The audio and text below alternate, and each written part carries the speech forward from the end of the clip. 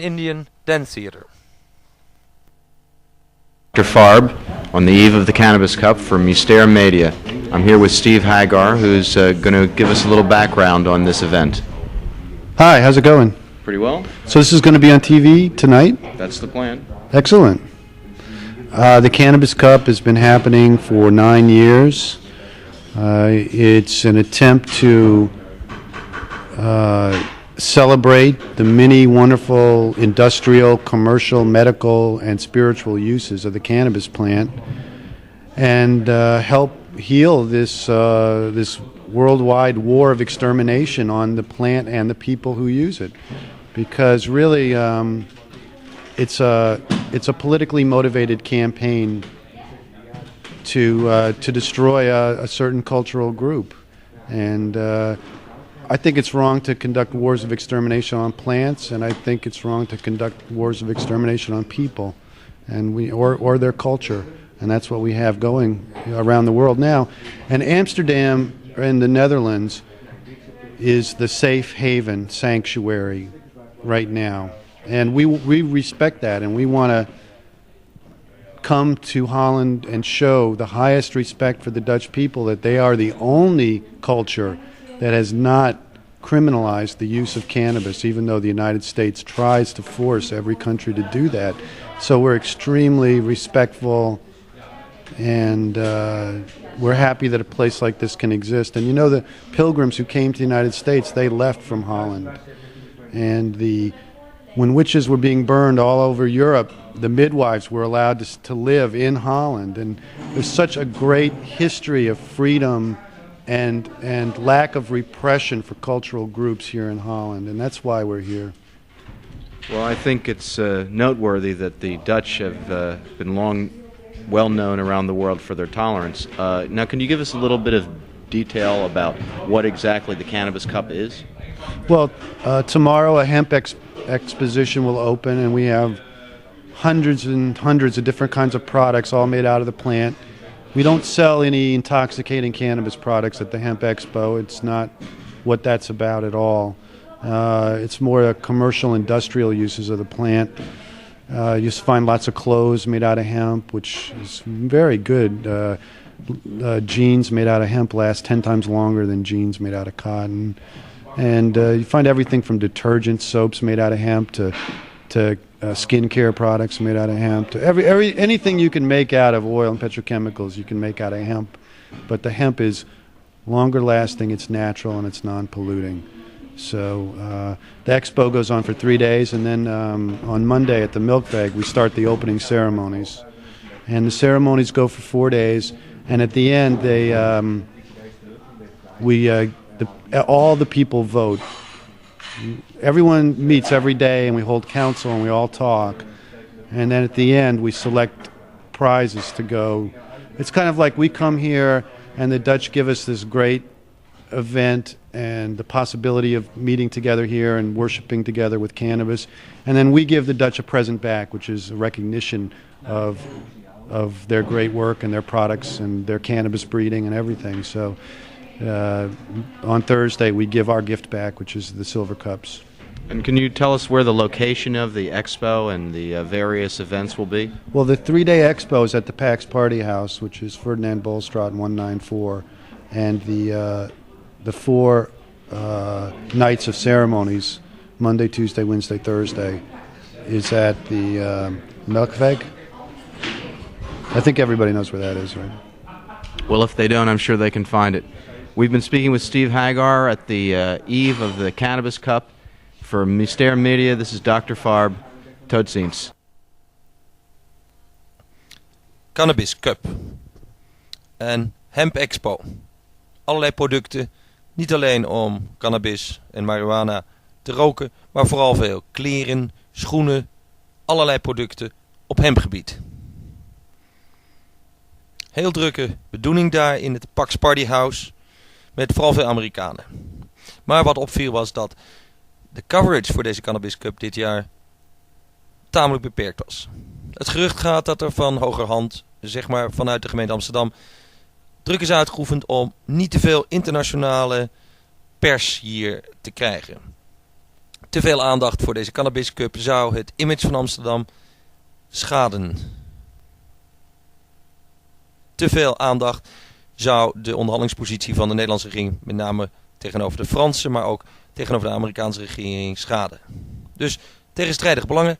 Aan de ene kant wil Amsterdam graag zaken doen rond deze cannabis. Natuurlijk toch een hele industrie geworden met niet alleen coffeeshops, maar ook hennepwinkels en dat soort zaken. Aan de andere kant wil men de collega's waarmee overleg moet worden niet te veel voor de voeten rijden.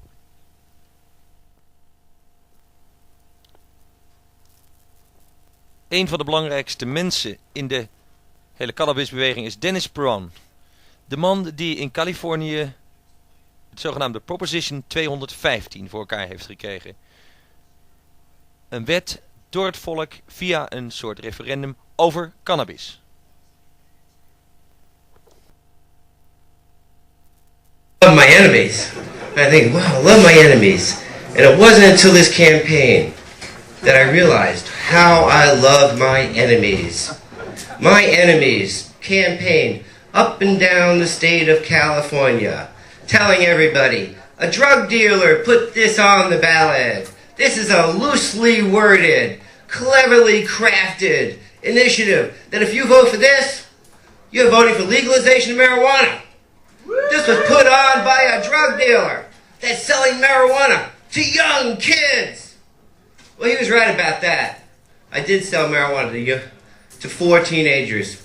4 teenagers that had leukemia and AIDS. And their parents came in with them. And you know, I started the Cannabis Buyers Club in memory of my lover who died of AIDS.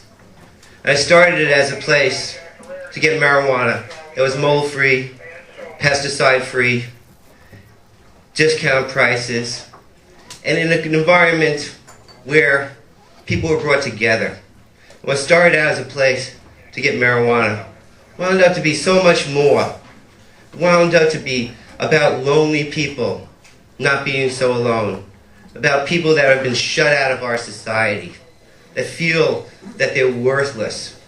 The club was about friendship and ultimately about love. And I think about what we did in California. I know it is not the end. Now, I've worked for this for 26 years of my life. I spent 2 years in prison.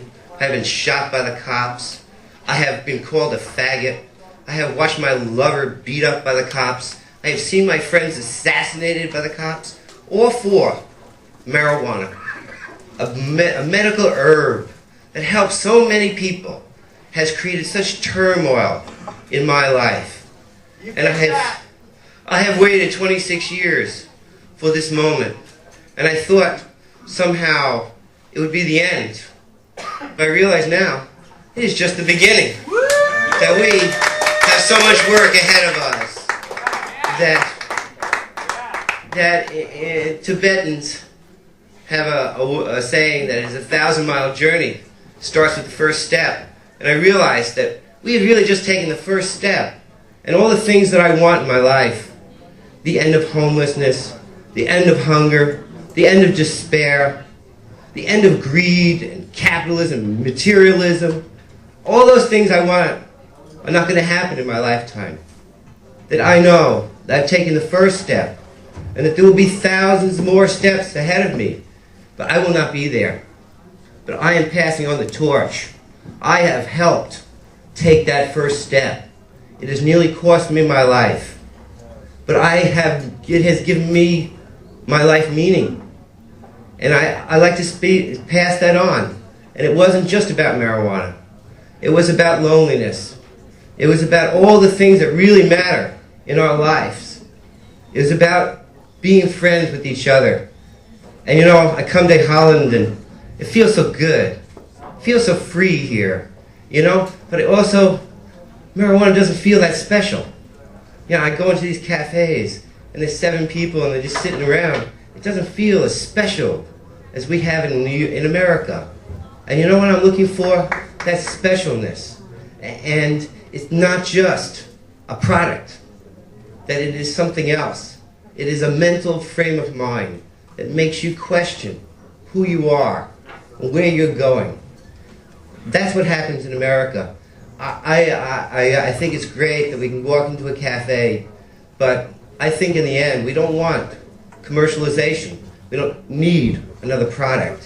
What we need is a medicine that has been brought back from the centuries to help us cope with the future and now. And you know, what we did in California has, you know, kind of made me a media star. But I have never failed you. I will never embarrass you. At the same time, I have not asked for this. That I did not choose this. That somehow I have been chosen by some kind of higher being for this role. And I do know I'm not the most perfect person. That I have tried to rise to the occasion. That inwardly, I'm a very shy man. And it takes a lot of courage to just get here and be here with you. But I can tell you one thing, that it has been an honor. It has been an honor for me to serve you, to help you take that 1,000-mile journey, that first step. And it has cost me a lot of pain in my life. But you know, whenever I think about the marijuana movement, I think about the civil rights movement in America. I think about a woman named Rosa Parks who refused to get to the back of the bus. I think about people that had to cross a bridge in Montgomery, Alabama, and how they were bitten by dogs and beaten by Jim Crow. And I think about these people, how much they had to suffer. And I think about our own movement. I think about my pain and being shot, and I think about 10 million arrests. And I think our time is now, that we have suffered enough, and that we as a people, as a people, are the continuation of the civil rights era, and that we, like them, are not going to get back to the back of the bus anymore. I thank you very much.